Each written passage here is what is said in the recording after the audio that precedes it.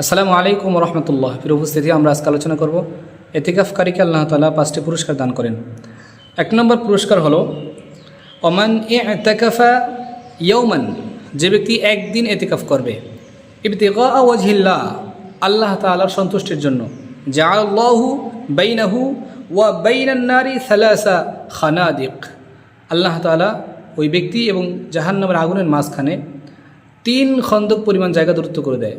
1 খন্দকের পরিমাণ কিতাবে এসেছে আসমান থেকে জমিন পর্যন্ত, জমিন থেকে আসমান পর্যন্ত যতটুকু ফাঁকা জায়গা, এই পরিমাণ হলো 1 খন্দক। এরকম 3 খন্দক পরিমাণ জায়গার দূরত্ব তাকে করে দিবে জাহান্নামের আগুন থেকে, যদি সে একদিনের নফল এতেকাফ করে।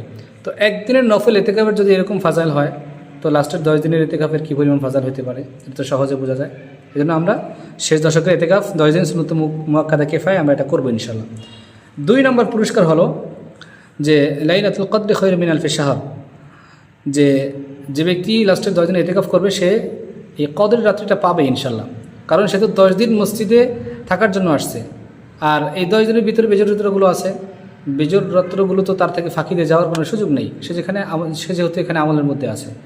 2 নম্বর হলো সে এতেকাফের ভিতরে শবে কদর পাবে ইনশাল্লাহ। আর যদি কেউ শবে কদর পেয়ে যায় তাহলে 1000 মাস, বলা হয়েছে 1000 মাস, কত 1000 মাস সেটা কিন্তু এখানে বলা হয় না। লাইলাতুল কদর খায়রুম মিন আলফি শাহর, এখানে আম রাখা হয়েছে, খাস করা হয় না যে কত 1000 মাস।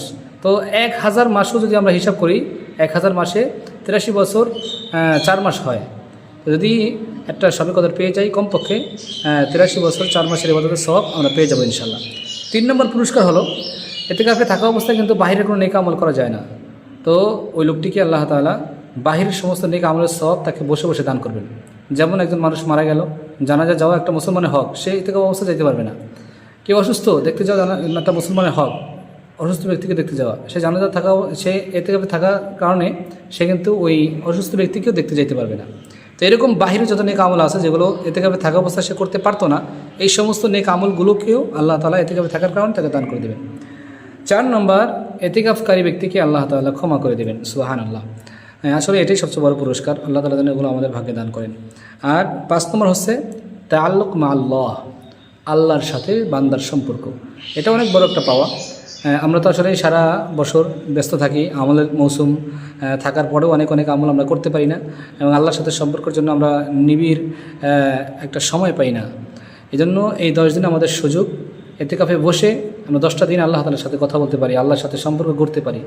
হ্যাঁ, আল্লাহর সাথে যদি সম্পর্ক হয়ে যায়, হ্যাঁ, আমার সব কিছুই তাইলে আমার পাওয়া সম্ভব। আল্লাহ তাআলা আমাদেরকে এই এতেকাফের 5টি পুরস্কার অর্জন করার তৌফিক দান করেন। এটা হচ্ছে রমজানের শেষ দশকের এতেকাফ। আবার বলি, এতেকাফ মূলত 3 প্রকার: সুন্নতে মুআক্কাদা কিফায়া, 8 হচ্ছে সাধারণ নফল এতেকাফ, 8 হচ্ছে ওয়াজিব এতেকাফ। নফল এতেকাফ হচ্ছে আপনি এটা 2 ঘন্টার জন্য করতে পারেন, 1 ঘন্টার জন্য করতে পারেন, 1 দিনের জন্য করতে পারেন, এটা কোনো নির্দিষ্ট টাইম নেই, যখন মন চায় আপনি করতে পারেন। এবং ওয়াজিব এতেকাফটা হচ্ছে যেমন আপনি মানত করলেন যে আল্লাহ আমার সন্তানটা অসুস্থ, যদি সুস্থ হয়ে যায় তাহলে আমি এতেকাফ করব, এই এতেকাফটা করা আপনার জন্য ওয়াজিব। আর আরেকটা হলো এই যে সুন্নতে মুআক্কাদা কিফায়া, সেটা হচ্ছে রমজান মাসের শেষ দশকের যে এতেকাফ আছে, এটা হচ্ছে সুন্নতে মুআক্কাদা কিফায়া। এলাকা থেকে একজন আদায় করলেই আদায় হয়ে যাবে, সবাই গুনাহ থেকে বেঁচে যাবে। আর যদি কেউ না বসে তাহলে কিন্তু সবাই গুনাহগার হবে। আল্লাহ তাআলা আমাদেরকে কথাগুলো বোঝা, মানার, আমল করার তৌফিক দান করেন। আসসালামু আলাইকুম ওয়া রাহমাতুল্লাহি ওয়া বারাকাতুহু।